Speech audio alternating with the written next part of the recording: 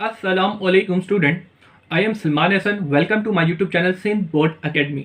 Student, इस video के अंदर हम लोगों ने एक्सरसाइज 6.1 के क्वेश्चन नंबर 27, 28 को कंप्लीट करना है।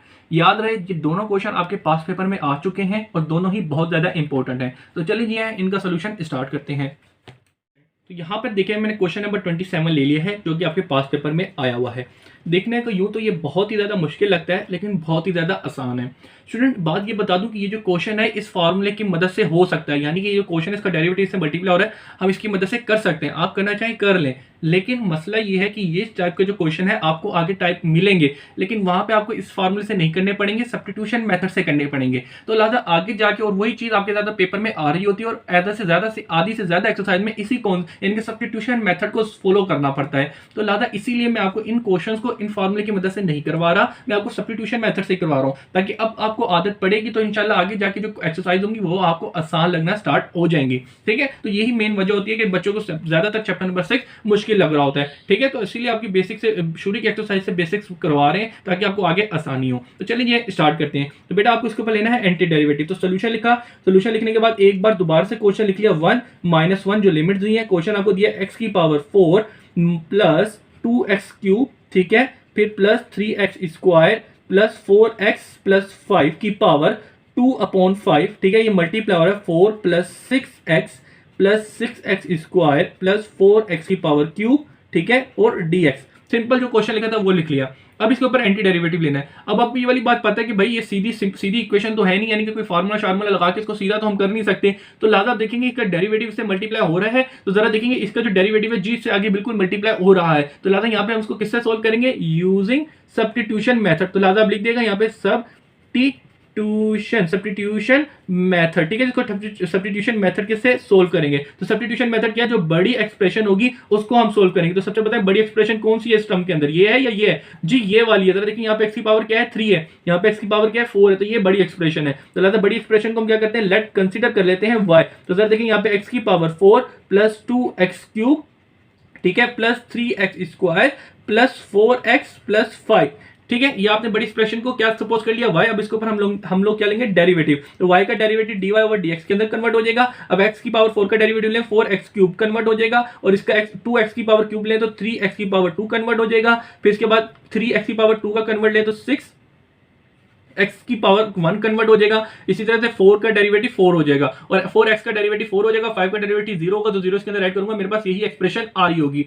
अब इसके बाद देखिएगा क्या करूंगा, dy is equal to 4x की power cube plus 6x² plus 6x plus 4 multiply by dx कर देते थे। ये डिवाइडेड हो जाके, ये मैंने क्यों किया, ताकि जो मेरा मेन क्वेश्चन है उसके अंदर ये जो एक्सप्रेशन लिखी है ये बराबर हो जाए इसके, और dy की वैल्यू में यहाँ पे पुट कर सकूं ताकि मेरा क्वेश्चन सिंप्लीफाई हो जाए, छोटा हो जाए, उसके ऊपर मैं एंटी डेरिवेटिव के रूल जो है इजीली अप्लाई कर सकूं। अब जरा देखिएगा यहाँ पे क्या होगा। अब मैं जरा देखिए वैल्यू पुट करना स्टार्ट करता हूँ। सबसे पहले देखिएगा 1 - 1 है, ये पूरी एक्सप्रेशन किसके बराबर है, ये पूरी एक्सप्रेशन बराबर है y के। तो लिहाजा ये हो गया y के ठीक है, उसके ऊपर बराबर है 2/5 के। तो ये 2/5 होगा, ये पूरी एक्सप्रेशन बराबर थी y के जो हमने कंसीडर की थी वो पुट कर दी। अब इसके बाद जरा देखिएगा ये जो पूरी एक्सप्रेशन है ये लिखी हुई, लेकिन कुछ बच्चे बोलेंगे सर यहाँ पे तो 4 plus 6x plus 6x² plus 4x की पावर क्यूब और dx लिखा है, यहाँ पे तो कुछ और लिखा है। लेकिन अब जरा देखिएगा यहाँ पे बस आपको पागल बनाने के लिए उलट करके लिख दिया गया। जरा देखिए क्या है, ये 4 लिखा है, ये 4 लिखा है, ये 6x है, ये 6x है, ये 6x² है, 6x² है, 4x की पावर क्यूब है, 4x की पावर क्यूब है। बस ये क्या किया, इसको उलट किया, यानी कि यहाँ पे 4 आ रहा है ना, तो देखिए यहाँ पे उलट दिया गया है, सिंपल उलट के लिख दिया गया। लेकिन मेन चीज जो है अगर मैं इसको अरेंज करके लिखूं तो ये बात तो वही बन जाएगी। तो लिहाजा आप इसको डायरेक्ट पुट कर सकते हैं ठीक है। तो लिहाजा ये जो पूरी वैल्यू है ये सेम ही है, बस अरेंज करने की जरूरत है। लिहाजा आप अरेंज करके अपना टाइम जाया ना करें, आप इसको डायरेक्ट पुट कर दें। तो लिहाजा ये किसके बराबर हो गई, ये dy के बराबर है। तो लिहाजा आपने डायरेक्ट इधर dy पुट कर दिया ठीक है जी। इस पूरी वैल्यू की जगह आपने ये जो पूरी वैल्यू थी किसके बराबर थी, dy की आ रही थी, आपने लिख दिया। अब आगे क्या करना है बेटा, अब आगे आपको ये वाली बात पता है कि अब इसके ऊपर एंटी डेरिवेटिव के बेसिक रूल लगाने। तो भाई एंटी डेरिवेटिव का बेसिक रूल क्या है, पावर के अंदर एक जमा करो ठीक है। तो 2/5 प्लस 1 कर दिया और वही इसके डिवाइड में हम लोगों ने लिख दिया ठीक है जी स्टूडेंट। फिर इसके बाद लिमिट यहाँ पे आपको क्या दिए 1 - 1 प्लस सी नहीं आएगा क्योंकि यहाँ पे आपको लिमिट दी है। अब इसके बाद क्या करेंगे बेटा, आपको पता है लिमिट, अब इसको थोड़ा इसकी जो ये है एलसीएम है उसको ले लेते हैं। तो चलिए जी एलसीएम लेते हैं। तो देखिए y की 5/2 5 क्या, तो ये 7 अपॉन 5 बन जाएगा। आप डायरेक्ट एलसीएम दे सकते हैं कैलकुलेटर के अंदर, ठीक है जी बेटा। अगर किसी बच्चे को मसला है तो 2/5 + 1 किया तो उसका एलसीएम आएगा 7/5 और वही इसके उसके आ गया डोमिनेटर में। फिर क्या करना है 1/-1, तो ये आपने एंटी डेरिवेटिव ले लिया। एंटी डेरिवेटिव लेने के बाद आपने क्या करना है, इसको दोबारा x की फॉर्म में कन्वर्ट कर देना ताकि आप इसके अंदर लिमिट पुट्स कर सकें। तो y किसके बराबर था, y बराबर था x⁴ प्लस 2x⁵, ठीक है, plus 3x² plus 4x plus 5, ठीक है। तो लिहाजा ये इसके बराबर, तो यहां पे मैं पुट करता हूं। अच्छा जी, तो अब हम क्या करेंगे, बस y की वैल्यू पुट करनी है जो अब हम लोगों ने एंटी डेरिवेटिव निकाला है। तो जरा देखिए क्या होगा। तो y किसके बराबर है, इस पूरी एक्सप्रेशन के बराबर है। तो इसको मैं लिख देता हूं भाई x4 प्लस 2x⁵, ठीक है, प्लस 3x², फिर प्लस 4x प्लस 5। इसके ऊपर क्या y थी भाई, ये जो पूरी वैल्यू थी y की, ये वैल्यू थी, तो भाई बड़ी करके लिख दे, तो घबराने की क्या बात है। और उसके ऊपर क्या लिखी है, पावर 7/5, ठीक है जी, सिंपल। फिर क्या है यहाँ पे 1 - 1 लिखा है तो वो लिख दिया। और इसके पूरे डोमीटर में क्या था 7/5 था। इसको मैं अगर उलट के लिख देता, यहाँ पे एक स्टेप कर देता हूँ, अगर मैं इसको उलट के लिख देता ये 5/7 बन जाता, ठीक है जी स्टूडेंट। और यहाँ पे 7/5 आ जाता। तो जरा देखिएगा एक स्टेप यहाँ पे जो रह गया था वो मैंने यहाँ पे करके दिखा दिया है, इसको लट के दिखा दिया ताकि यहाँ पे हमारे लिए जो क्वेश्चन की शक्ल जो है थोड़ी आसान हो जाए, ठीक है जी स्टूडेंट। तो जरा देख लेगा यहाँ पे जो इसके डिवाइड में था उसको लट के ऊपर कर दिया, तो ये कुछ इस तरीके से बन जाएगा। अब जरा देखिएगा अब हमें लिमिट्स अप्लाई करनी है, तो लिहाजा आप यहाँ पे लिख दें अप्लाइंग लिमिट्स। तो लिमिट अप्लाई करने पहले x की जगह 1 लिखेंगे, फिर माइनस डाल के x की जगह -1 लिखेंगे। तो चलिए कर देते हैं। तो भाई 5/7 जो थी वो ऐसी कैसी रहेगी। अब x की जगह क्या आएगा 1⁴ प्लस 2x की जगह 1³ प्लस 3x की जगह 1² प्लस 4x की जगह 1 आ गया प्लस 5, ठीक है जी स्टूडेंट। तो जरा देखिएगा यहाँ पे आके आपने जहां जहां एक्स था उसकी जगह 1 डाल दिया, क्योंकि लिमिट्स आपको 1 दी गई थी। और उसके ऊपर पावर क्या दी है 7/5। फिर आ गया माइनस। अब माइनस के बाद आप क्या करेंगे, एक्स की जगह -1 पुट करेंगे पूरे क्वेश्चन के अंदर। तो माइनस पुट कर दिया, इसी पूरे दोबारा क्वेश्चन के अंदर एक्स की जगह माइनस पुट करेंगे जो आपको लिमिट्स दी गई हैं। तो एक्स की पावर -1⁴, फिर भाई क्या आ गया प्लस 2x की जगह -1⁵। फिर इसके बाद अगर देखिएगा आगे क्या होगा प्लस 3x⁻1² फिर आगे अगर देखिएगा आगे जगह नहीं है तो इसको मैं यहाँ पे कंटिन्यू करता हूँ, प्लस 4x की जगह -1 फिर प्लस 5 आ जाएगा, ठीक है जी। और इसके ऊपर ये पूरी एक वैल्यू लिखी हुई है, ये पूरी वैल्यू के ऊपर क्या है 7/5 है, ठीक है जी बेटा, सिंपल। अब लिमिट्स के साइन नहीं आएंगे क्योंकि आपने लिमिट पुट कर दी, यानी कि जो वैल्यूज नहीं आएंगे क्योंकि पुट कर दी है। अब आगे क्या करना है जरा देखें, अब बस इसको सिंप्लीफाई करना है और कुछ भी नहीं करना। तो देखिए 1 की पावर 4 ली तो 1 आ गई, 1 की पावर 4 ली 1 आ गई। अब 1 की पावर क्यूब ली 1 आ गई, 1 की पावर 2 को मल्टीप्लाई कर दिया तो ये सिंपल 2 हो गया।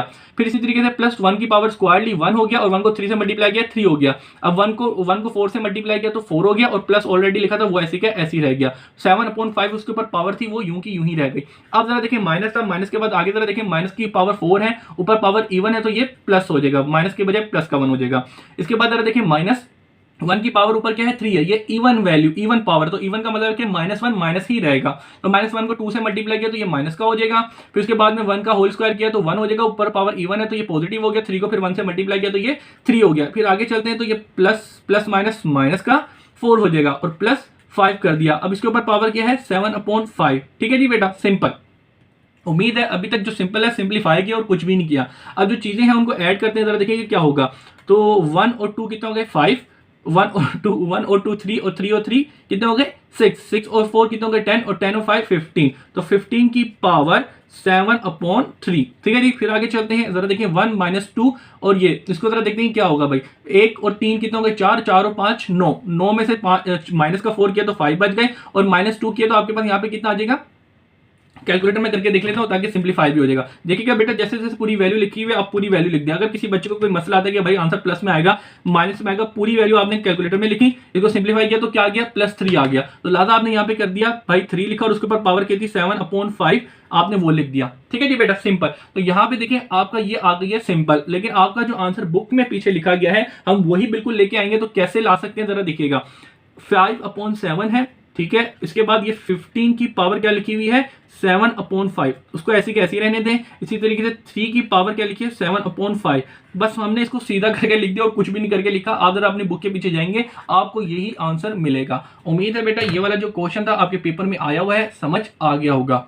तो यहाँ पे हम लोगों ने क्वेश्चन नंबर 28 ले लिया है, इसके ऊपर हम लोगों ने लेना है एंटी डेरिवेटिव।